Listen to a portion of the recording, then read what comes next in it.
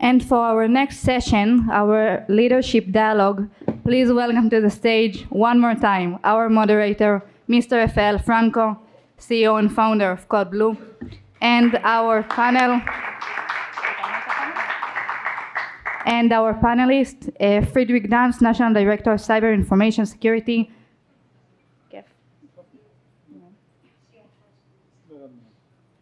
Rear Admiral Mark Montgomery, Senior Director, Center on Technology and Defense Innovation at Foundation for Defense of Democracies.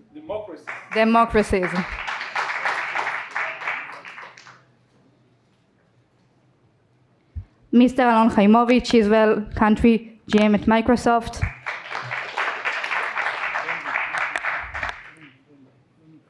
And Brandon Pope, Principal Cyber Advisor for the Security of the Army USA.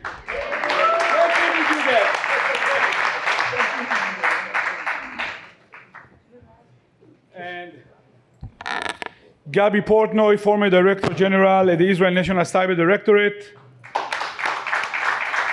Orly Abramovitch, CIO Bazan Group, oil refinery, and also a critical infrastructure in Israel.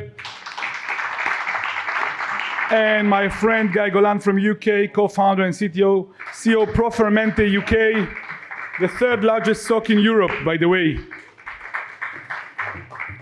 Wow, I'm so glad. So, yesterday, Brandon, I asked you about how you synchronize all the organization. So, above the synchronize, there are so many multiple branches and a lot of critical infrastructure in USA. How you decide the priorities of the critical infrastructure? What is most important and what is less important? Even them are critical infrastructure.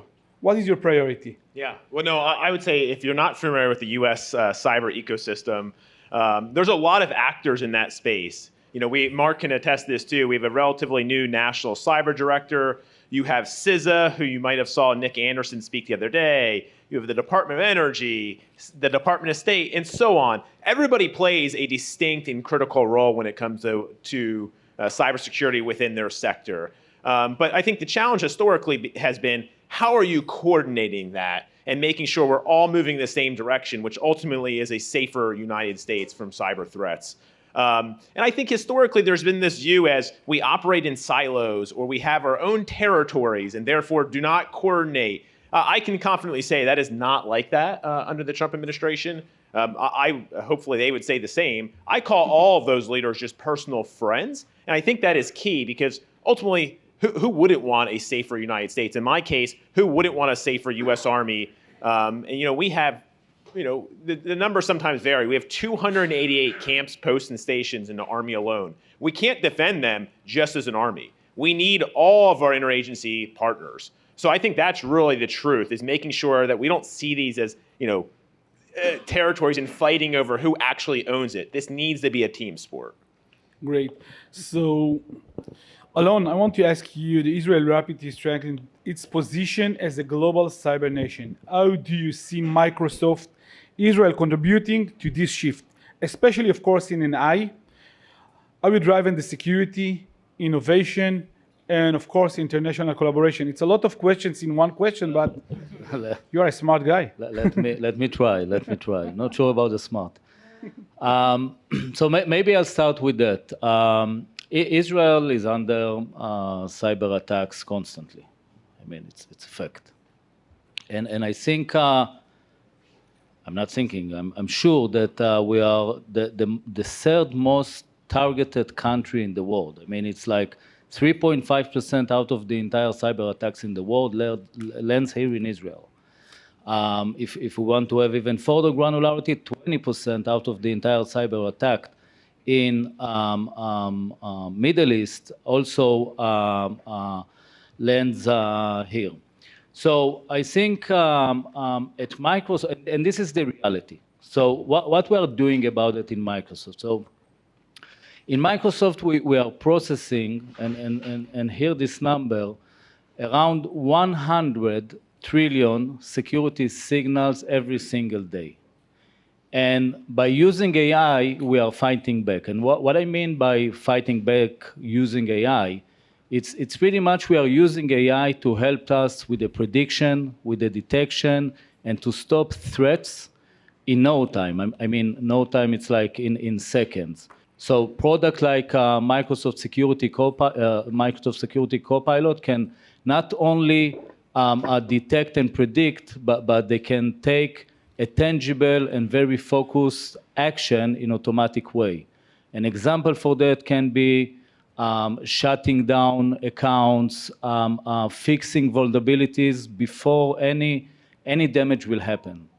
So our strategy is pretty, I would say, clear and even bold, if I may, and it's comprised of the following 4 pillars. The first one is zero trust security architecture, because we all know that trust needs to be earned and should never assumed.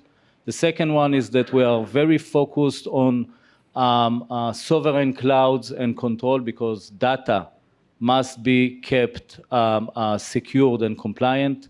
The third one is AI at the core. So for us, it's natural that AI in the core, but in the context of cybersecurity, what we are trying to do is really to turn in the traditional defense into more and more detection and prediction in an automated way. And last but not least, and here, Franco, in the context of Israel and the international collaboration, we are creating very strategic partnerships with cybersecurity companies in the Israeli ecosystem. The reason we are doing it because we want to co-create together with them a mutual solution or the next generation solution. So the bigger picture for us in the context of Israel is that we really believe that AI-powered protection and collaboration will put for sure Israel in a place that we will no longer just keep up with the evolving threats and its space, but rather we will for sure lead the cybersecurity resilience in the world. Thank you, Alon. So, Mark, yesterday you spoke to the cyber-enabled economy warfare challenges. Can you explain us today in deeply how USA doing to prepare for this? Yeah, thanks. Well, first, I'll tell you, we're not ready for this kind of attack from China.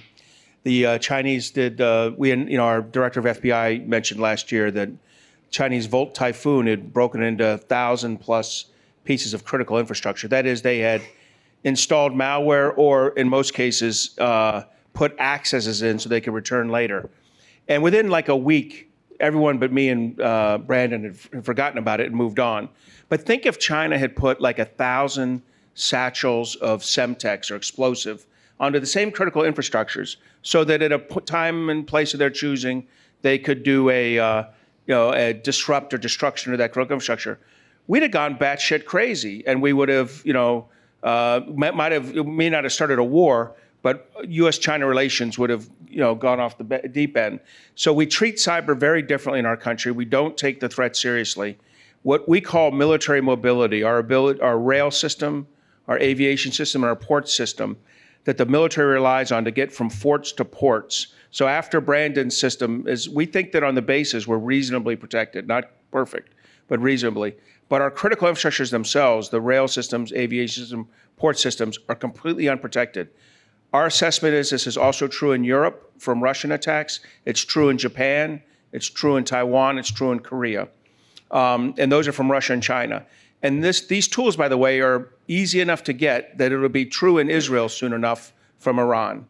So nation states' ability to do what's called operational preparation of the battlefield in cyberspace is taking off much faster than our ability to detect it and remove it from systems. So no, we're not ready, and I don't see that the Biden administration did enough to get us ready, and I have not yet seen the plan from the Trump administration to get us ready, but they have 3.5 more years to go. Cross fingers. So, Gaby, it's a real tough question. You managed the National Cyber Directorate during the war. Not easy 2 years for us. What we learned from this war, and what our friends around the globe can learn from us So about that, when we are looking at what we learned from the crisis, from the surprises, from, as you said, the difficult days, I can say in one sentence, cybersecurity is not just technology.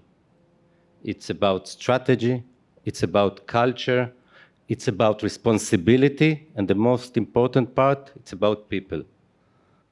I will say 5 insights, I will try to be short, that guide us how we must go from here forward. The first thing I wanted to say, we don't understand anything, so I will say carefully, we understand far less than we think. On October 7th, we thought we understand our enemies, their logic, their limits. We trust our intelligence, we trust our models, our assumptions. We tell ourselves that we can predict what will happen. And as you know, we were not so good at that. So the event that shocked us the most was the one that we thought could never happen. I don't understand my wife that I sleep with her every night, so why we think we can understand our enemies that trying to deceive us all the time? So what I want to say, it's prepare for the surprise. Run what-if scenarios. Challenge your own assumptions constantly. The second thing, we must build systems that are truly unbreakable. As Nassim Taleb said in his book, Anti-Fragile, so the shock will happen, and in cyber it's not if, it's when. The shock will happen. We need to learn, adapt, and become a lot stronger from that. The third thing, we must challenge ourselves to listen to every signal, especially the quiet ones that are oftenly we don't listen to them. On October 7th, I think we stopped listening. So now we need to see how we create an environment, starting talking with ourselves, the hard questions, but with our teams, with our colleagues, with our organizations, etc., etc. The fourth point, we must shape our reality. Technology, threats, even geopolitics are changing fast, and I think faster than before. So we need to define our future. If not, somebody else will do it.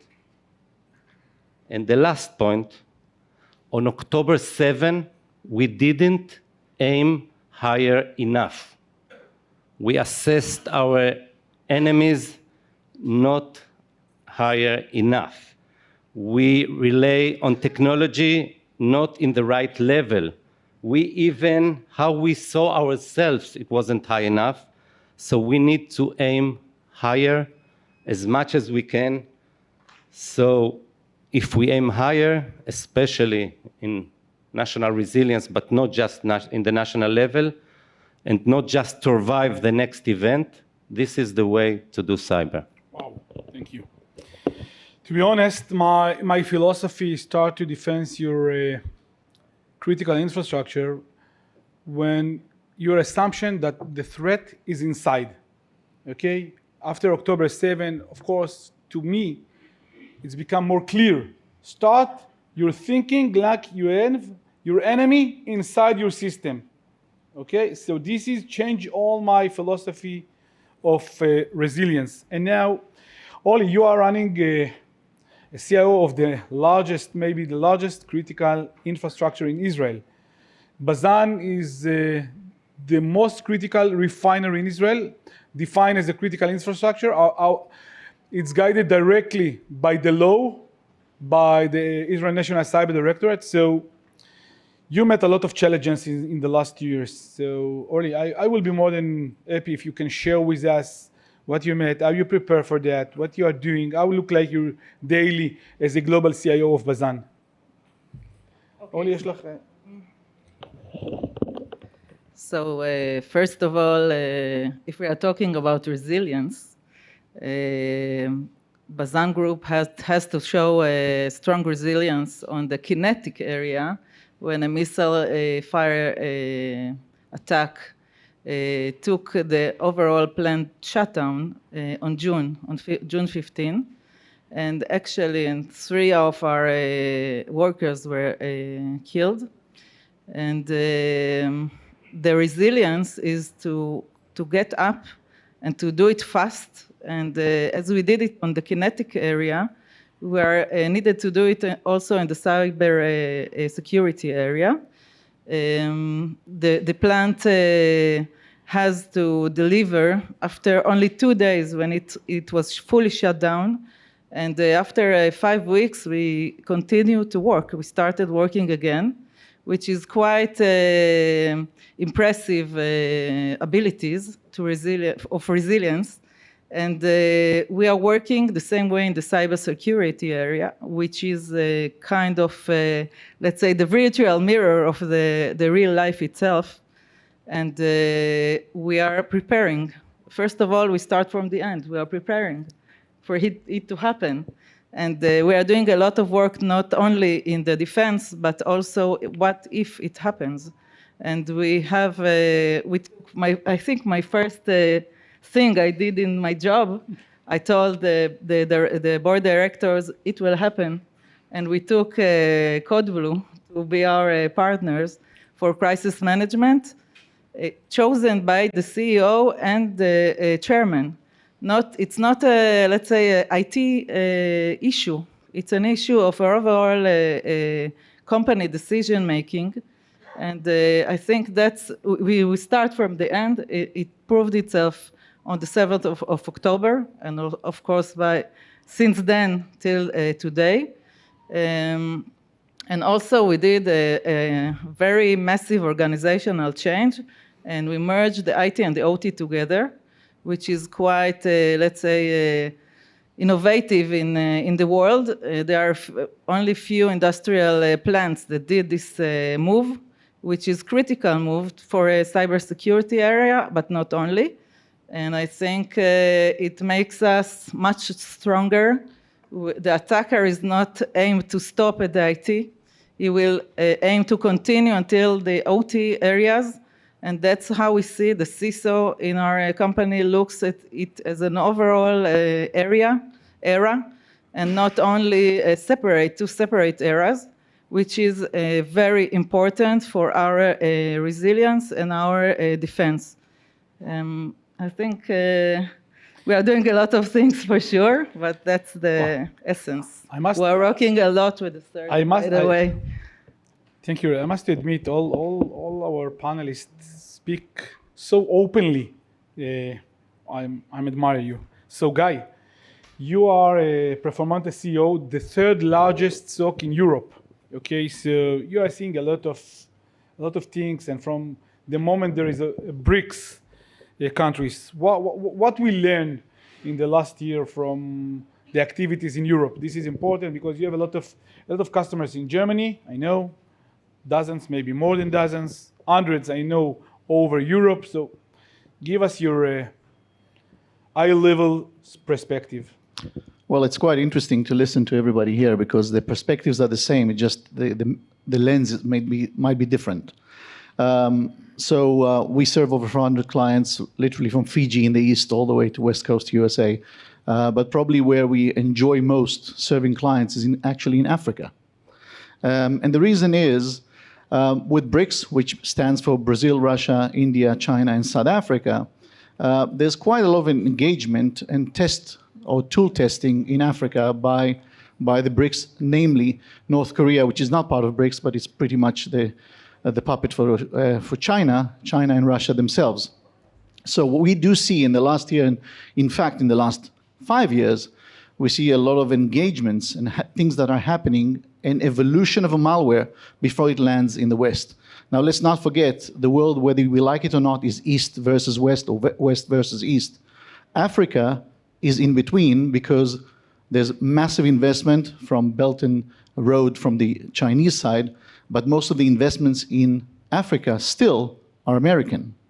So if that is the case, there's a bridge that allows the Chinese and the Russians to build very quick methods to attack the West, test those, and then launch in the West. So we've seen that quite a lot. And our philosophy as an organization, which I've inherited from a dear friend in the Mossad, is everybody strives to a Pacific routine, but there's nothing more harmful than Pacific routine.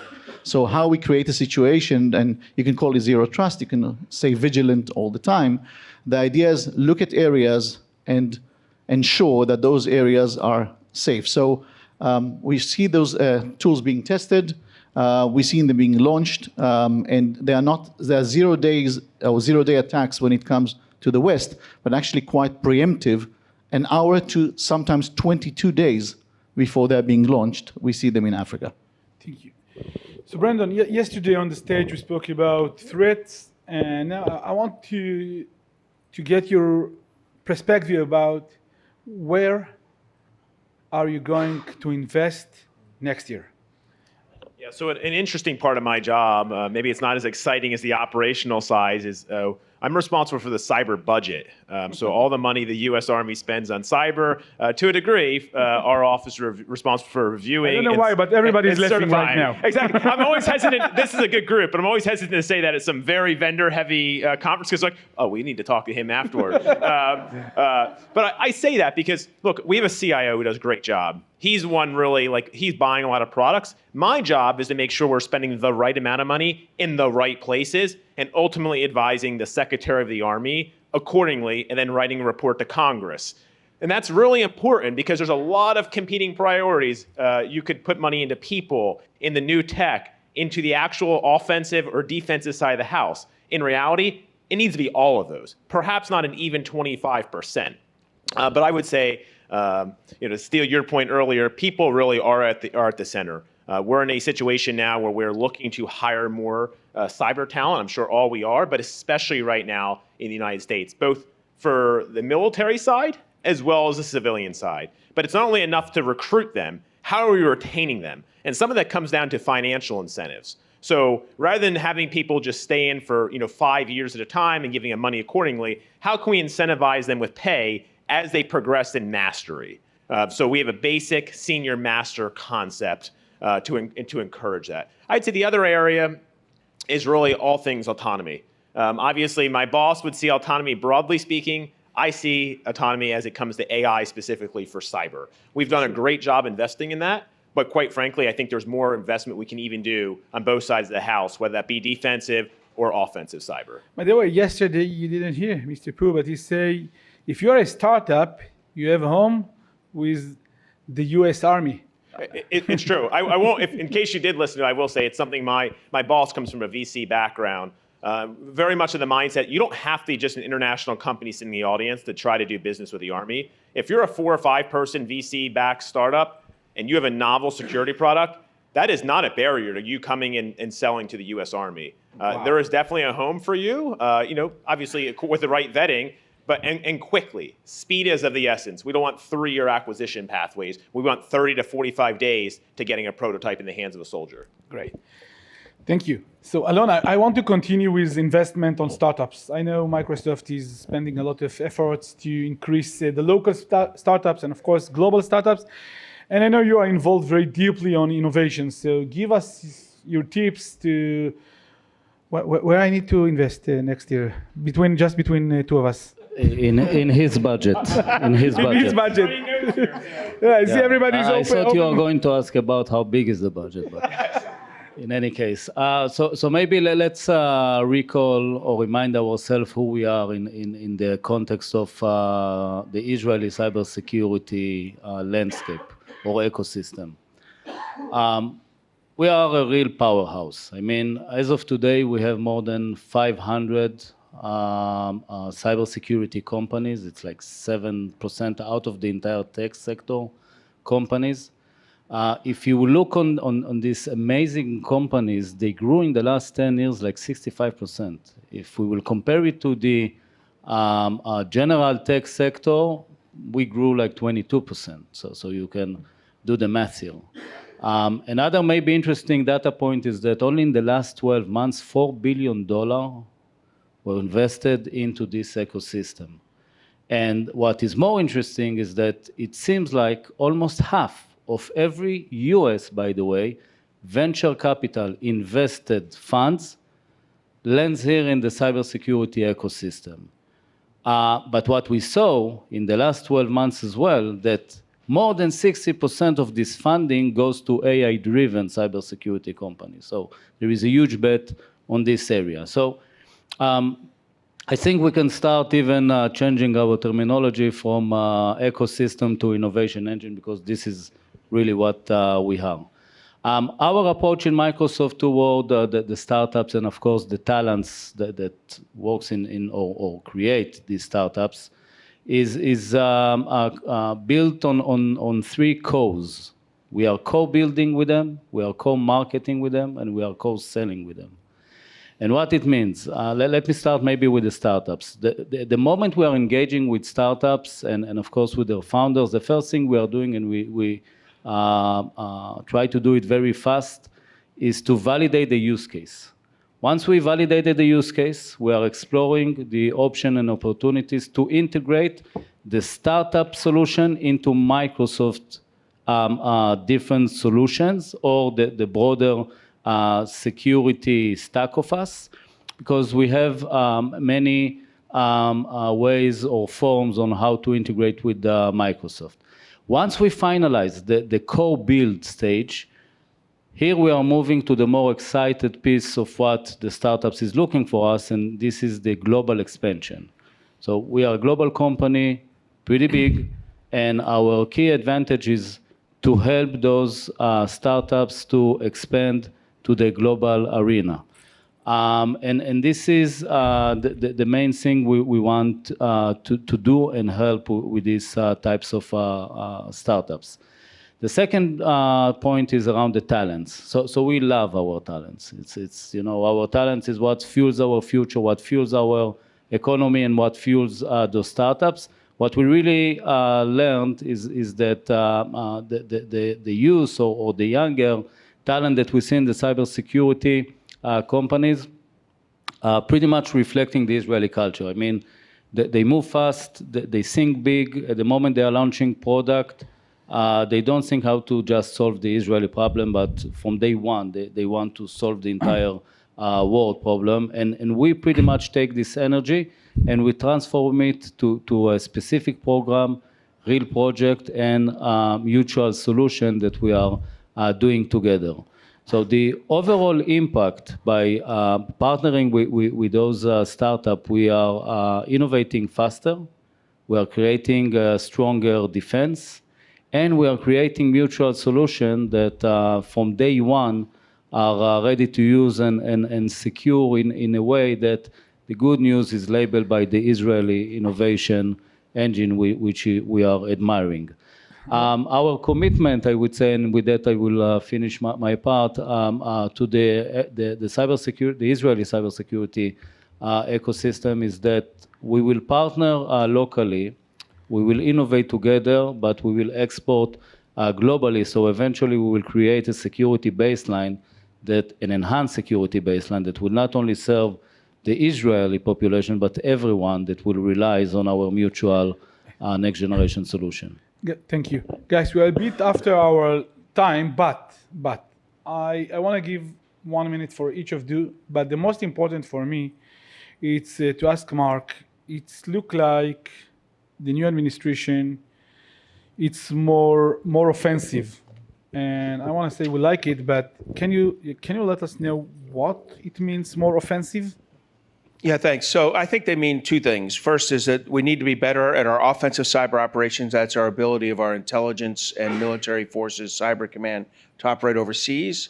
We need to do better on that. We don't generate forces well. If I had my way, I'd assign all the military forces under the Department of the Army and create a singular cyber force. But that's offensive cyber. The other one, where you see President Trump and his former National Security Advisor, Mike Waltz, talk about this, are defensive cyber operations. How do we defend our national critical infrastructures against these Chinese and Russian attacks? Because we're basically leaving our companies to defend for themselves.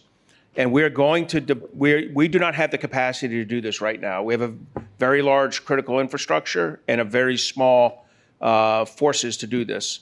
And so there's a tension. Do we give companies the ability to do hackback and letters of marque and their own offensive capabilities, or do we build a military, a National Guard capability to do it?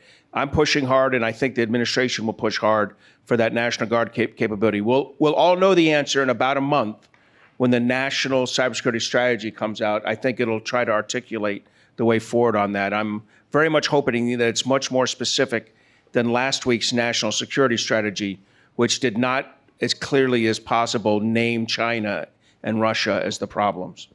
Thank you. Gaby, as a collaboration between the NCD to the private sector, to the academia, how you see this collaboration are increasing our cyber national resilience and, of course, the industry resilience? So I will start with the first cooperation that we have with the security organizations. We call it the orchestra. And I think this is the secret sauce of Israel when we are talking about cybersecurity. It's a very special cooperation. Everyone is talking about governments and the private sector. We talked a lot, we do less. We need to improve it a lot. And governments here need to see how they use the private sector more, and we can do very interesting things together. It's important. And the third part we need to understand, it's the citizens themselves. They are a part of the national security because between the attacker and the citizen, there is nothing, no barriers. So we need to see how we enter them to our ecosystem. And I think in Israel, we have the special environment that we are using the ecosystem in a good way, but we have a lot what to go further. And the last thing, it's about cooperation between countries. We are doing bilateral, very good relationships, bilateral, but we need to start multilateral cooperation. Very good example is the crystal ball. And we are trying to do it, but we are not yet there. Thank you. Orly, a short answer. You have a lot of suppliers in your defense. Your suppliers, it's become more, let's say, the threat that coming from supply chain or suppliers or vendors is increasing every day. How you manage, I can say here, more than 1,000 suppliers? Okay, it's a complete methodology that I will not say in 1 minute, but definitely we are working on it. I will all give you the time. 1 minute from Igal session. Half. But I think, like you said, that you need to look at the threat like it is inside. A supply chain, it's like it is inside. And we need to consider it like this, because you think if you put your data at this and that, it's yours, and you need to protect it. And not only in the data, in all the supply chain management, we need to look at it as if it is part of our organization. I like what you say right now, and I will copy that. Your supplier is like an internal threat. Why? It's amazing word. Thank you. Guy, again, 1 minute, not about the SOC. How the regulation affected right now the companies in Europe and in UK? The new regulation with, I must to say, NIS2. I must to say that, sorry, I tried not to avoid this meaning, but how you see NIS2 right now implementing in Europe? So I'm going to be a bit hard here. Not much. because the definition of regulation is literally to do the bare minimum and find someone to hang. And well, the bare minimum hasn't been happening, and no one has been hanged so far. So not much has been done. And funny enough, is those that take themselves seriously really prepare and throw a lot of money at that, just to realize that it has no teeth. I think at the end of the day, and this is tying up with what Gaby has said, and I love what he said, is private and governments should work together. Private sector is in magnitudes bigger than the public sector, and it changed. Innovation is pretty much in our hands rather than in the public sector. And the bottom line is that regulation, politics, are just hindrance to moving forward. So I do not know what the recipe for that is, but I would love to see private sector taking more lead in shaping up policies. And then NIS2, DORA, anything, just throw those 4-letter acronyms, may work much better. Thank you. It was a fascinating panel. Thank you, ladies and gentlemen. Thank you that you took to participate. It's my honor. Thank you.